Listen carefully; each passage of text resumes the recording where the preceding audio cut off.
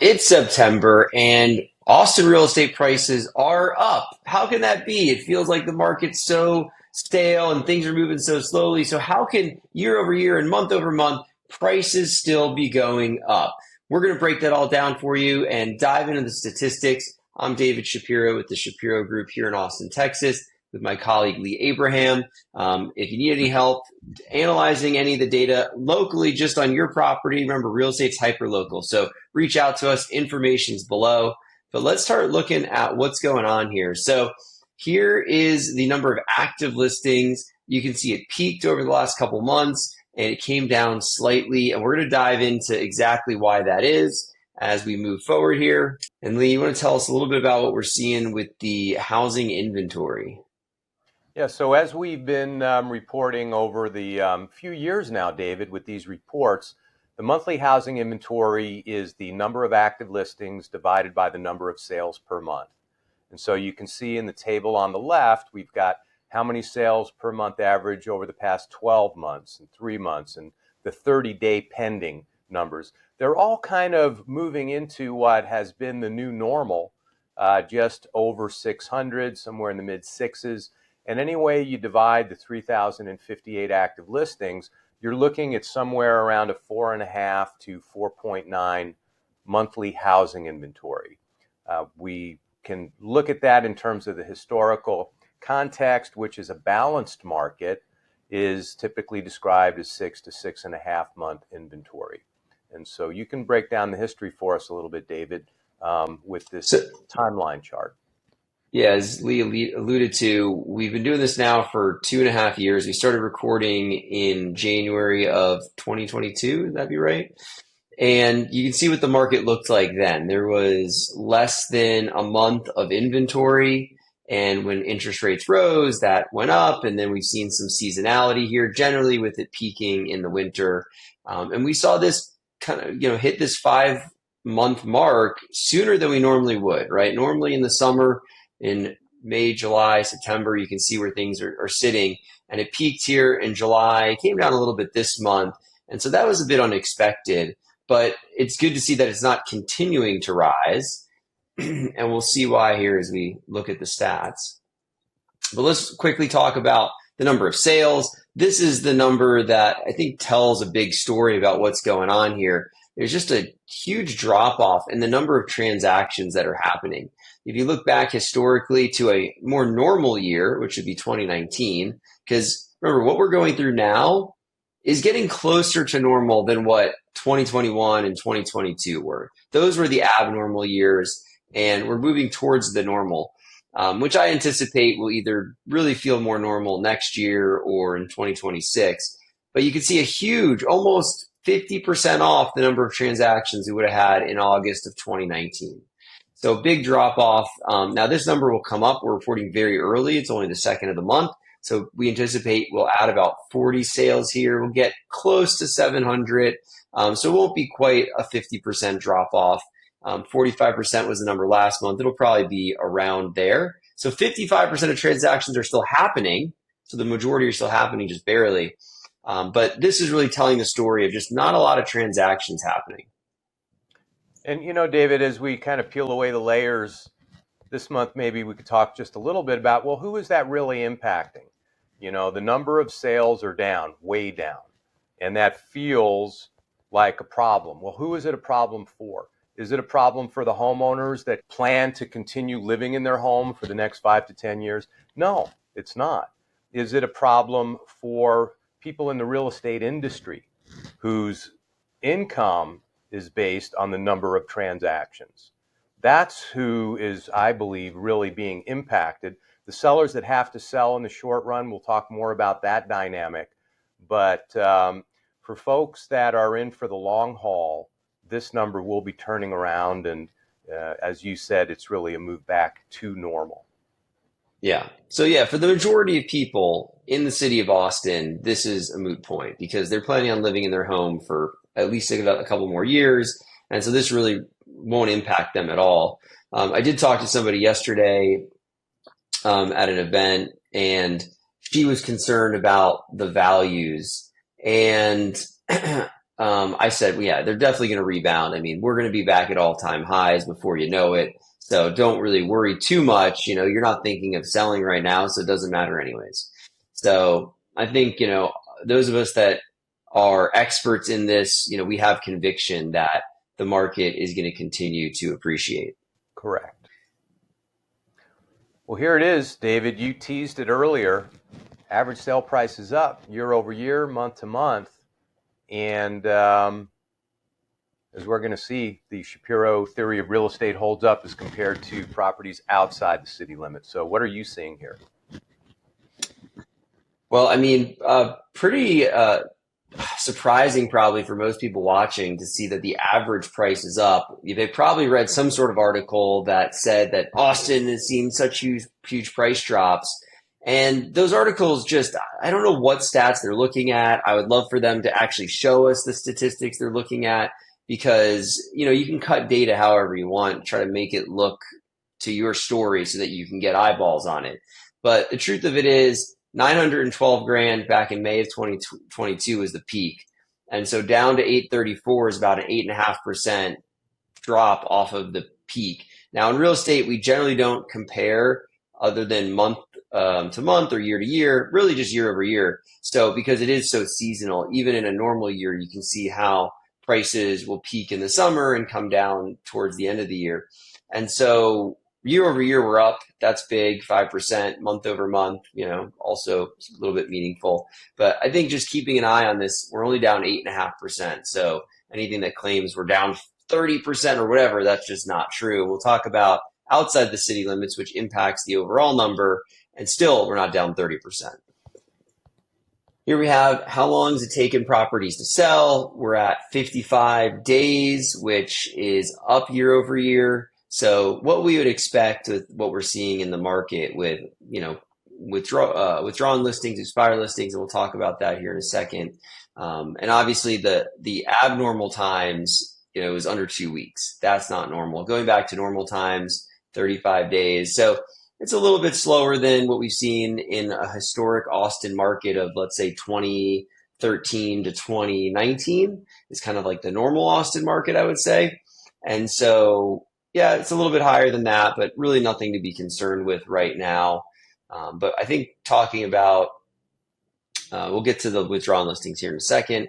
So new listings down 12% year over year. So I think Lee has mentioned this a couple times on previous calls that Austin is pretty interesting that these numbers tend to rise and fall together, right? If new listings were continuing to grow while the number of sales were continuing to drop and the days to sell would then continue to rise, like all those would work in tandem. But since new listings are also dropping, it's helping kind of keep the market at more of a stable place. Absolutely. And that's kind of borne out in the sale price list price ratio. Statistics can be fun, and for whatever reason, we seem to have the most fun with this one. It's steady, it moves at a glacial speed, but it almost always seems to be trending in the right direction in terms of our analysis, and that continues here. It's marginally softened year over year at 0.2% month over month, 0.1%. And it's a reflection of that odd dynamic of a healthy market that's moving, that's softening towards a balanced market at a very gradual pace. So right in line with everything else we've been looking at. And here's our listing inventory barometer. This to us is the most real-time data that you can look at to help determine, okay, if I'm buying or if I'm selling, should I be waiting a little bit longer? Should I be moving quickly? And so let's just take a look at what this means. Over here, we have the number of new listings each week. You can see the dates of each week here, and then the number of pending sales, and then a percentage there. And the 100% line would mean that anything above that, we have more inventory building because there's more new listings than there are pending sales. And these little areas here, there's actually more sales those weeks than there were new listings. So the majority of the last 2 years, you can see we've been having the inventory grow. And Lee, anything on this you want to point out? I think that it's just interesting to note that the ratios there over the past month would indicate a gradually growing inventory, David. And so you mentioned earlier about, parsing up the data any particular way to tell a story. Well, this would collaborate with a story that's talking about a growing inventory. But if we go to the next slide, we've been including this the past couple of months for a reason, because it's the untold story of the Austin real estate market. When we looked at one of the first couple of slides that showed less active listings than the prior month and a monthly housing inventory that's trending downward, it's these expired and withdrawn listings that are creating that net impact of fewer listings on the market month over month. And as you can see, over the past, 6 weeks, and maybe 7 of the past 9, that's been the case. There's been more expired and withdrawn listings than new listings hitting the market. From a extrapolated standpoint, so how does this number impact the other numbers? How can that average sale price be going up when everything else appears to be indicating a market that is declining? My take on it is that these listings that are expiring and being withdrawn largely represent sellers that are refusing to sell for a price that's below their expectations. When we look at average sale price, that's what it is. It's an average of the sale prices for any given month. When you have a big enough data set, that average becomes meaningful over time. But it can be influenced by different underlying elements. And so sellers that don't need to sell due to a life cycle change choose not to sell because they can't get their price is going to buoy the average price because the lower sale prices are not going to be consummated in transaction. So I think that, to me, that's very interesting as we really try to understand how does the Austin market stay so stable given these dynamics, and just what kind of market are we dealing with? And then taking a look at the mortgage rates, they're down a little bit, but I think largely we haven't seen the big rate drops that people are hoping to see. The Fed announced they're going to drop rates in September. Even if they come down, if that works its way into mortgage rates dropping a little bit, I think my take is that people are just seeing that as, oh, great, it's starting, and they're not going to jump in at the first rate drop. Most people, they're probably going to wait, thinking, well, it's either one, I want to just wait till it becomes less, or two, I can't afford it until it becomes lower. So they're going to wait. So the smart buyer would be jumping in right now, ahead of all the other buyers that are going to be jumping in probably sometime spring or summer of next year. So I think the best buying opportunity for buyers is right now, and you can always refi later if rates do come down. Yeah.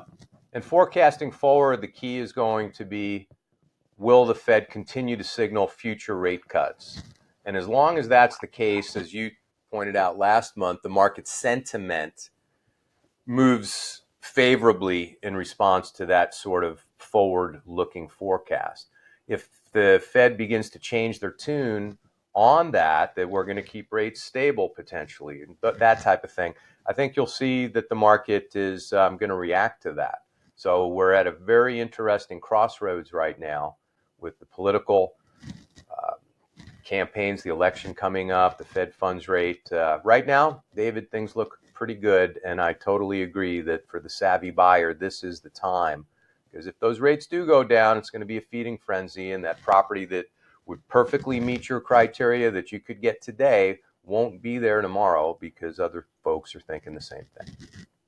Yeah. And if you're even considering buying in the next 2 years, reach out to us now. We like to plan ahead of time and, talk through some of these things. Even if you're not going to start looking for 18 months, we want to be ahead of it and just kind of understand and talk you through all that. So don't hesitate to reach out. You can message us through info there. You can shoot Leah an email directly, whatever works best for you. All right, that's within the city limits. So now let's talk about the suburbs. So everything outside the city limits that's considered Austin metro area. So we're talking about to the south, like Kyle and Buda, to the north, Round Rock, Georgetown, Leander, right? And there's many, many more towns that are included. Those are just to name a few. So then this is a much larger area, so the numbers here are just going to be bigger. So 9,500 active listings. We've got, right around 2,000 sales per month, depending on which time frame you're looking at. And you can see how that translates into the monthly housing inventory. And the number of sales per month down 15% year over year. This actually is not as big of a drop from what the normal times would be. And we've talked a little bit about this. There's just, it's a number of factors, but the activity in the suburbs has actually sustained itself a little bit better.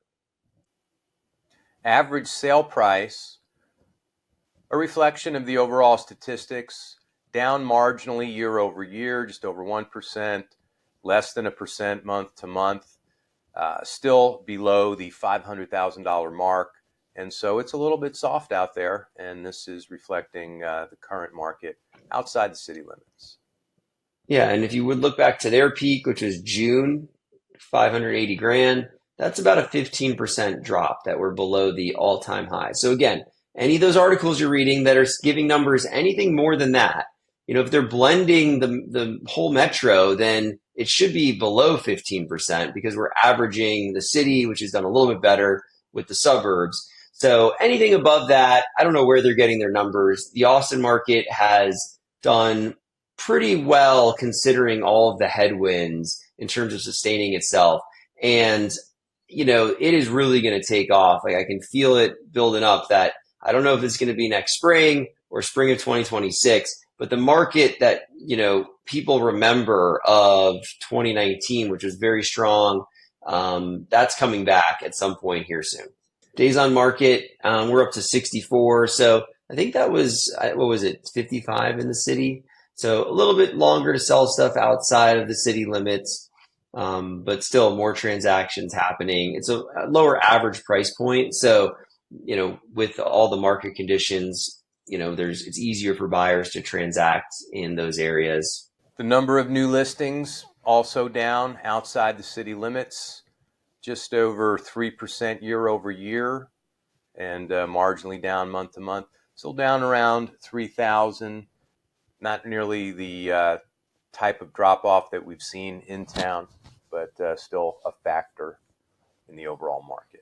Sales price to list price ratio, kind of same story as within the city.